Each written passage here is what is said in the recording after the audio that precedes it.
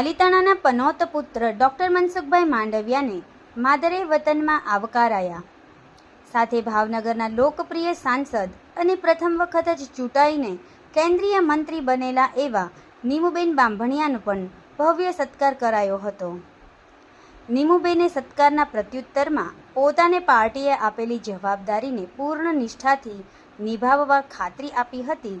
તો ડૉક્ટર માંડવિયાએ જણાવ્યું હતું કે હું ચૂંટણી ગમે ત્યાંથી લડું, પણ પાલિતાણા અને ભાવનગરનો કોઈ દિવસ મટવાનો નથી.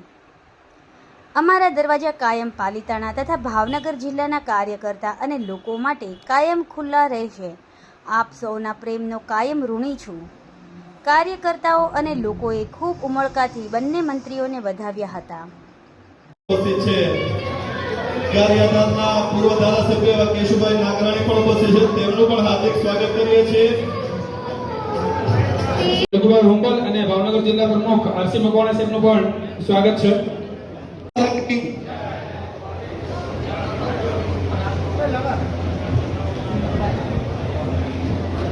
બહુ જલ્દી શરૂ કરવા જઈ રહ્યા છે. દરેક કાર્યકર્તા અને આગેવાનોને વિનંતી છે કે થોડો સહકાર આપશે.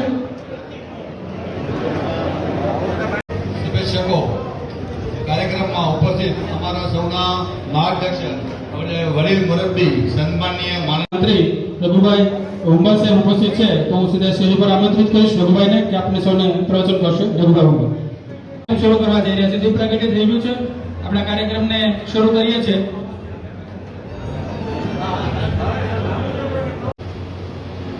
આપણા સાંસદ,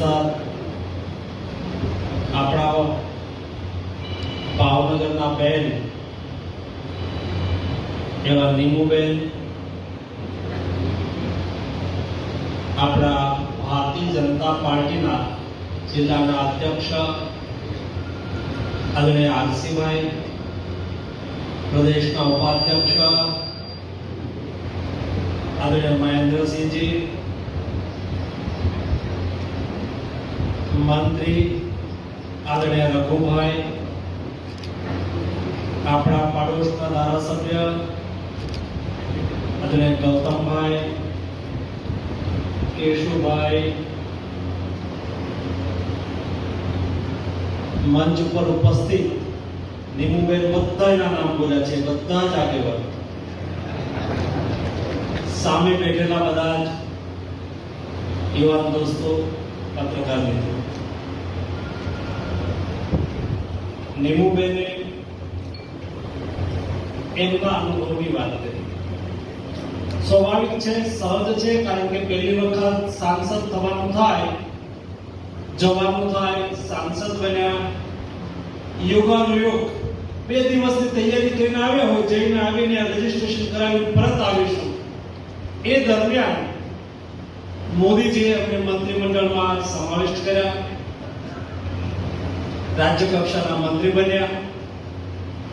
આપણને બધાને એનું ગૌરવ પણ થાય, ખુશી પણ થાય કે આપણા સાંસદ એ મંત્રી છે. હું તો પાલિતાણાનો છું, આપનો જ છું, અને વિચાર એવો કર્યો હતો કે આપણે ભાવનગર જિલ્લાનો પ્રવાસ કરીએ તો બધાને મળવાનું થાય, સ્નેહ મિલનના માધ્યમથી મળવાનું થાય. સન્માન તો ઠીક છે, લોકશાહીની અંદર હોય એવું માનું છું કે સાચા સન્માનના અધિકારી એ લોકશાહીની અંદર કાર્યકર્તા અને જનતા હોય છે. જનતાના આશીર્વાદ, કાર્યકર્તાના મહેનતથી કદાચ હું અને નીમુબેન જનપ્રતિનિધિ તરીકે આપણા વિસ્તારમાંથી ચૂંટાયા હશે, પરંતુ જનતાની આકાંક્ષાને બહાર લાવવા માટે કાર્યકર્તાએ કોશિશ કરી હોય. જનતાની આકાંક્ષા હતી કે મોદીજી ફરીને ત્રીજી વાર દેશના પ્રધાનમંત્રી બને. એ આકાંક્ષાઓને મતમાં પરિવર્તિત કરવા માટે તેને કાર્યકર્તાઓએ મહેનત કરી હોય, અને જ્યારે કાર્યકર્તાએ મહેનત કરી હોય ત્યારે વ્યક્તિ ચૂંટાતા હોય એટલે વિજય પાર્ટીનો હોય, અને પછી વિજય ભારતીય જનતા પાર્ટીના કાર્યકર્તા તરીકે વ્યક્તિનો હોય. દોસ્તો, એટલા માટે અથાગ પરિશ્રમના અધિકારી તરીકે કાર્યકર્તાનો પુનઃ આભાર વ્યક્ત કરું છું.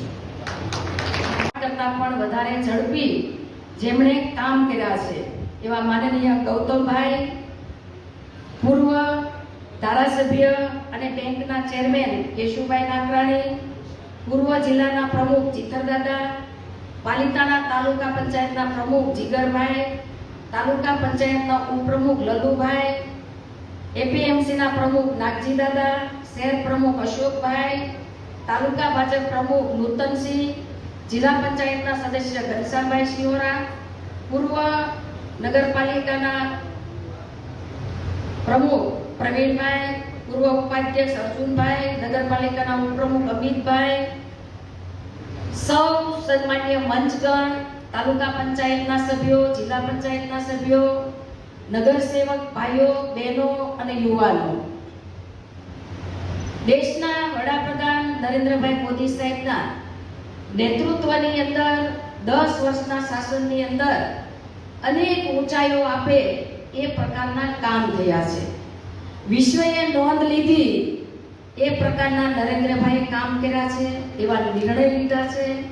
ત્રીજી વખત નરેન્દ્રભાઈ વડાપ્રધાન બન્યા અને એમાં આપણા સૌનું ગૌરવ, આમ તો પાલિતાણાના પનોતા પુત્ર અને જેમણે 4 વખત ભારત સરકારના કેબિનેટમાં સ્થાન મળ્યું છે અને સતત જેમનું માર્ગદર્શન મળ્યું છે એવા આપણા મનસુખભાઈ માંડવિયાને પણ તક મળી છે, ત્યારે આપણને સૌને આનંદ અને ગૌરવ થાય.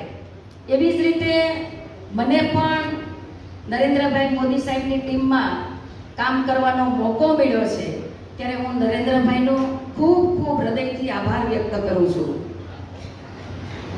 આમ તો જ્યારથી ભારતીય જનતા પાર્ટીની અંદર બૂથ પ્રમુખથી કામ શરૂ કરતા અનેક પાર્ટીએ મને જવાબદારી આપી. પાર્ટીએ મારું શિક્ષણ કર્યું છે, મારું ઘડતર કર્યું છે, જુદી જુદી જવાબદારી રૂપે મને શીખવા મળ્યું છે.